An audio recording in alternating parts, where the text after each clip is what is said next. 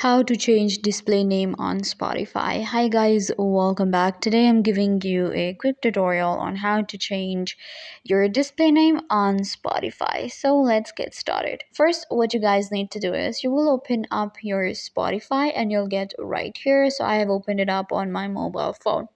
It will work the same on your iOS or Android. So this is our Spotify, and you have to click on setting icon to open up your account. Now click on your view profile option and it will open up your profile. Here we have edit profile option.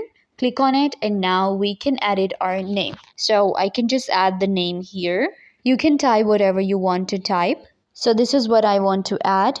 Click on save and your display name will be changed on Spotify. I hope that I was a big help to you. Don't forget to give this video a big thumbs up, leave a comment down below, turn on bell notification and subscribe to YouTube channel.